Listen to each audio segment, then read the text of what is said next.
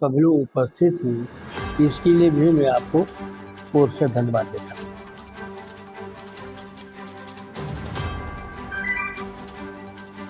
आज हमारा कार्यक्रम सिर्फ आप लोगों से हम दीपावली पर नहीं अब मिल पाए थे, आपको हम आशीर्वाद नहीं दे पाए थे अपना, आपसे रूबरू नहीं हो पाए थे। इस संदर्भ में ही हम आपसे मिलने के लिए आ जाए। यहाँ आने के बाद तमाम चीज़ें लोगों के द्वारा कही गई, जो वास्तव में प्रशासन के लिए भी और सत्ता में बैठे हुए लोगों को के लिए भी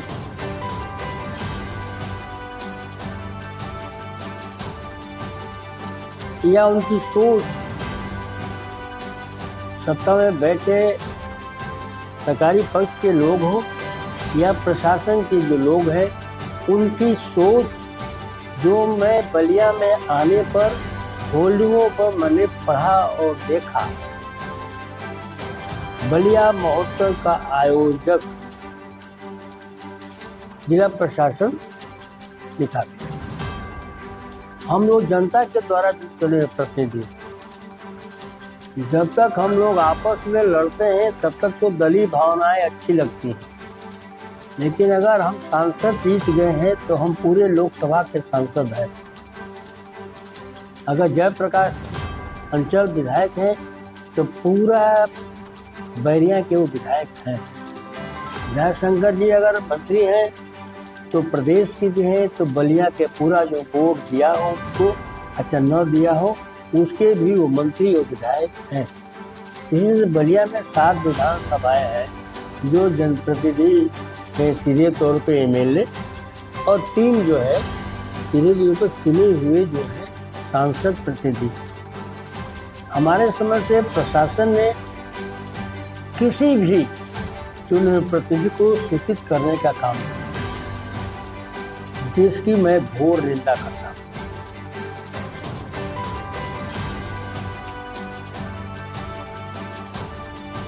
और इस कार्यक्रम को जो अपना व्यक्तिगत कार्यक्रम बनाकर चलाया गया, जिन्होंने चलाया उनको भी मैं घोर निंदा करता हूँ, इसलिए यह कार्यक्रम जिला प्रशासन के द्वारा किया गया था और वो यहाँ के एमएलए के साथ साथ प्रदेश के मंत्री। इतना बड़ा जिला में कार्यक्रम हो और वहाँ के सांसद को जानकारी न दी जाए, यह यहाँ के कलेक्टर की जो है मनमानी तरीके से काम करने का सबसे बड़ा प्रमाण है। और बलिया के लोग एक समय एक हद तक ही बर्दाश्त करने का काम करते हैं। ऐसा नहीं हुआ कि मैं अपमानित हुआ हूं अगर मुझको यहाँ के प्रशासन द्वारा नहीं बुलाया गया था। यहाँ से चुने हुए भाजपा के भी विधायक, चुने हुए समाजवादी पार्टी के सांसद, चुने हुए जो है सुभाषपा के भी विधायक, सारे लोगों को इग्नोर करके यह कार्यक्रम कराया गया है, जिसके लिए मैं व्यक्तिगत रूप से मैं दुखी हूँ। और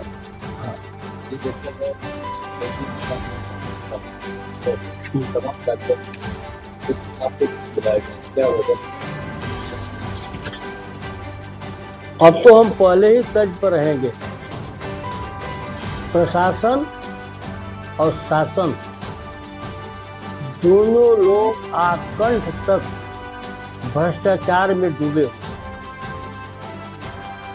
चाहे बलिया महोत्सव का कार्यक्रम हुआ, इसमें भी भ्रष्टाचार हुआ है, इसमें भी जनता के द्वारा नेताओं को इग्नोर किया गया है।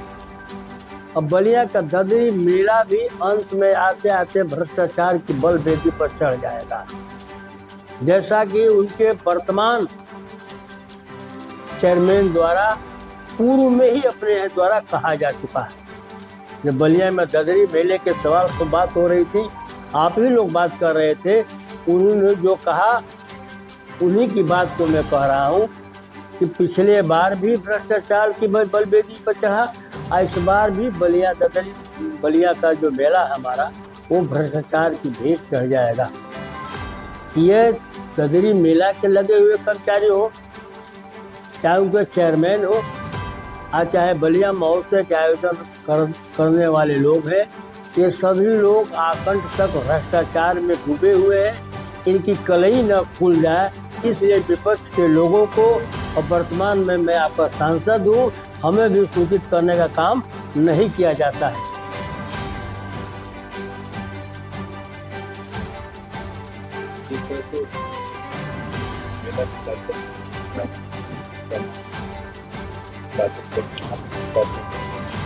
क्या आपको बुलाया?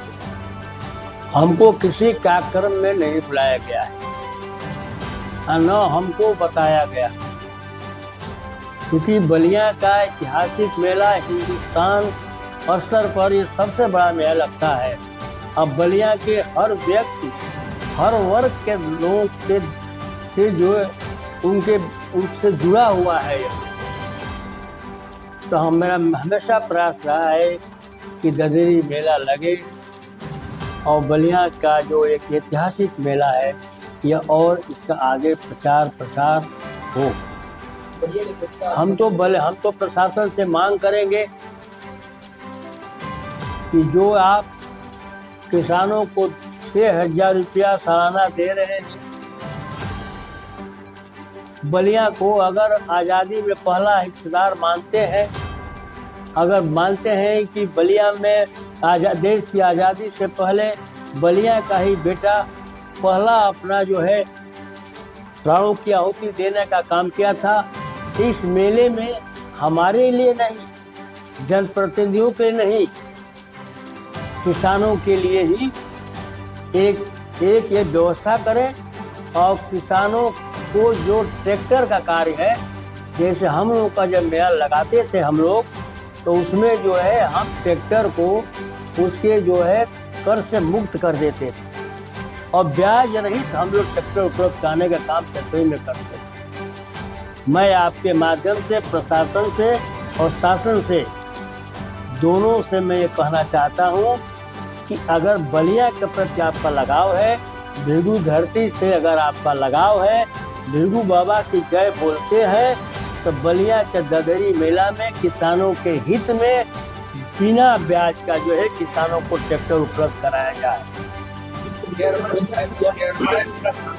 ददरी मेले में देसी गाय, देसी बछड़े और बैल नहीं है, इस पर आपका क्या? देखिए, चेयरमैन होता है। बहुत लोग गाय को पूजा करने की दृष्टि से भी पालते हैं और लोगों की मान्यता है कि जो देशी गाय होती है उसी का गोबर और दूध और दही शुद्ध माना जाता है। वह जो है हमारे लिए दवा का काम करता है और हम उस गौ माता को पूजने का भी काम करते हैं। तो इस तरह के अपने कुकर्मों को छिपाने के लिए जो उन्होंने पिछले बार जो होता आया है उस पर जो है पर्दा डालने के लिए किसी एक नए शब्द को लेकर के आए। जिस तरीके से मतलब आपका क्या होगा, क्या मानते जिस तरीके से कार्यक्रम का आयोजन किया गया, ये सही करा है, ये आपका मानना? देखिए, हम लोग तो बहुत खुश हैं पत्रकार साथियों, हम लोग नाराज नहीं हैं, इसलिए कि ये सरकार जो है 7 साल से ऊपर हो गए प्रदेश की सरकार को, और देश की सरकार को 10 साल हो गए। आज तक जो हम अपने कार्यकाल में, समाजवादी पार्टी के कार्यकाल में जो हम लोग काम शुरू किए थे, आज तक ये पूरा ही नहीं कर पाए, कि विपक्ष का सामना करने लायक है ही नहीं। जिस तरह से देखा जाए कि सपा की सरकार है, भाजपा की सरकार है, लगातार कागजों पे कहा जाता है, मंचों से कहा जाता है कि बलिया को ददरी मेला को दर्जा दिया जाएगा, राज्य मेला का, लेकिन अब तक नहीं मिल पाया। इसके संबंध में आप देखिए, ये जब तक सिर्फ हम वोट की बात करें, बटोगे बटेंगे तो बटेंगे। क्या इस पे आप कहेंगे? इस बयान पर आप और तिवारी जी ने बयान को देखिए, जो मन में होगा वो बाहर आएगा, जो मन में होगा वो बाहर आएगा। अभी हम चुनाव में हम लोग थे तो भाई कांजी पांडे जी भी लिखते थे, हमारे प्रवक्ता हैं, कि ये देश को बांटने की राजनीति करते हैं। हमने क्या कहा था? हम भारत के लोकतंत्र को बचाना चाहते हैं, हम भारत के संविधान को बचाना चाहते हैं। जब लोकतंत्र की बात आती है तो उसमें बटने बटाने की बात नहीं आती। इनको वोट की राजनीति करना है, और जब वोट की राजनीति करना है तो इनको बांट करके ही करना है। अभी अभी एक कांड बहराइच में हुआ है। ये नहीं कि मैं ब्राह्मण हूं तो मैं ब्राह्मण की तारीफ कर रहा हूं। हम समाजवादी हैं, हम भारत के संविधान की बात करूंगा। कोई बोला तो नो बोलो, मैं बोल रहा हूं।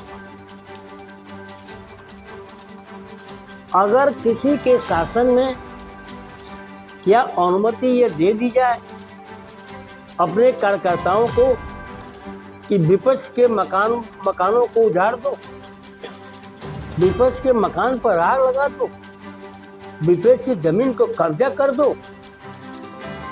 उसके भावनाओं को निस्ताभूत कर दो, उस अपनी भावनाओं को ठोकने का काम करे? जो कुछ भी हुआ है वो भारतीय जनता पार्टी के इशारे पर हुआ है। और जो आप बटोगे तो कटोगे, बटोगे तो कटोगे, यह शब्द वही है जो वह कहना चाहते थे। आज जो उन्होंने किया, उत्तर प्रदेश के मुख्यमंत्री योगी आदित्यनाथ जी सुप्रीम कोर्ट के जज नहीं हैं। इस लोकतांत्रिक की व्यवस्था में अगर कहीं सरकार है तो सरकार को अपने दायरे में ही काम करने का अधिकार है।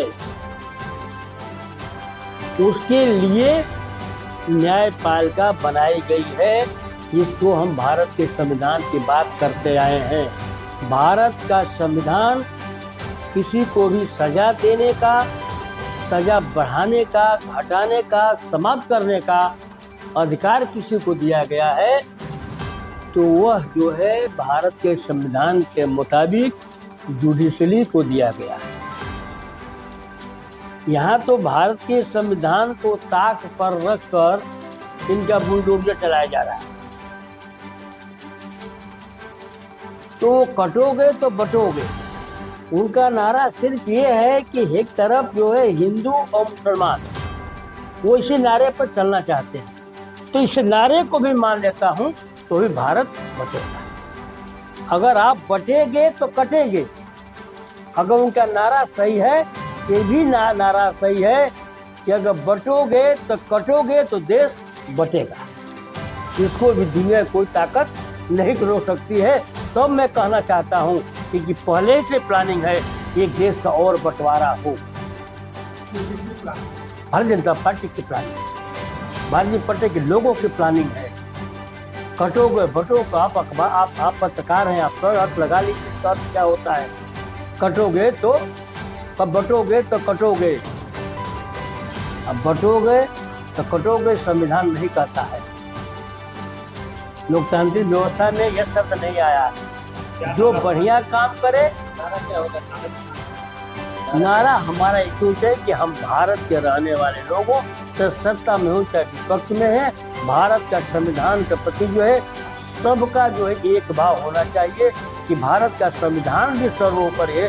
भारत का संविधान जो कहता हो उसको हमें भी मानना चाहिए और विपक्ष को भी मानना चाहिए। और भारत में रहने वाले चाहे हिंदू हो, चाहे मुसलमान हो, चाहे सिख हो, चाहे ईसाई हो, चाहे पारसी हो, सभी लोगों को भारत में रहने का अधिकार है। इनको बांटने और काटने की बात करने वाले स्वयं समाप्त हो जाएंगे। यही इस हिंदुस्तान का जो है बिल्कुल ढांचा है, स्वरूप है हमारा। तो बलिया जिले का जो प्रशासन है वो ये भूल गया है कि बलिया का सांसद सनातन पांडे जी है क्या? हाँ बिल्कुल, आपने सही कहा साथियों। ये आपका प्रश्न बिल्कुल सही है। ये आप कहिए, हमको तो महसूस आप करा ही रहे हैं, हम महसूस कर रहा हूँ। आप इसको आगे बढ़ाइए कि बलिया का प्रशासन जो है अपने सांसद को भूल गया।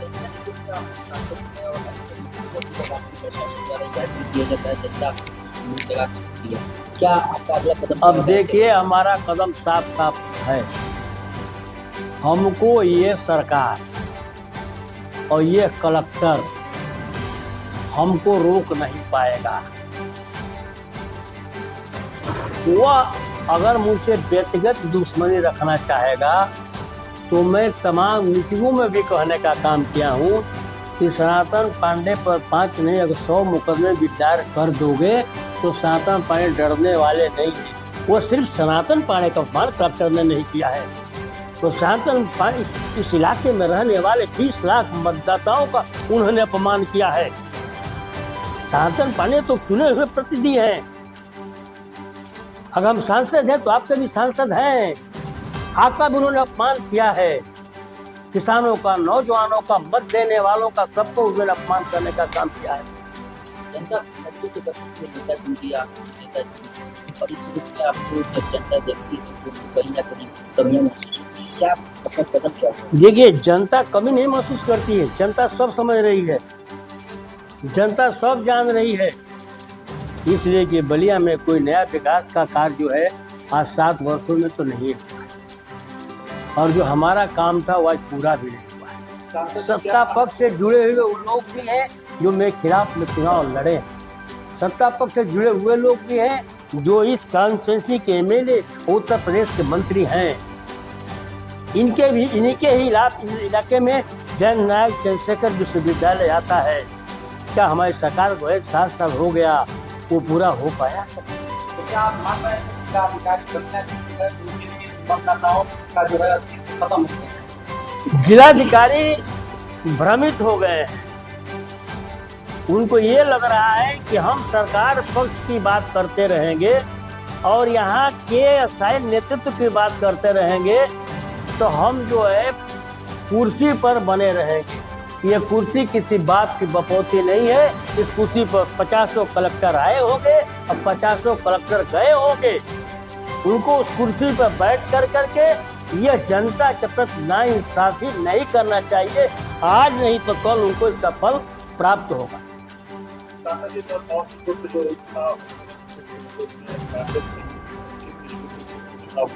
कांग्रेस हमारे साथ है, हम 9 सीट जीतने जा रहे हैं। कांग्रेस ने सीट मांगा नहीं, आज देने का सवाल नहीं था। कांग्रेस ने जो है अखिलेश यादव जी के राजनीतिक वर्चस्व को जानते हुए उन्होंने कहा कि हम पूरा उत्तर प्रदेश आपको छोड़ने जा रहे हैं। कांग्रेस ने पूरा उत्तर प्रदेश जो है समाजवादी पार्टी को छोड़ा है। उनका बयान पढ़िए। महाराष्ट्र के 10 दिनों में आप इस्तीफा दे दीजिए। अगर आप इस्तीफा नहीं देंगे तो बाबा की तरह हम मार जाएंगे। मैं नहीं जानता हूँ, ना पढ़ा हूँ ना मैं जानता हूँ। ठीक है।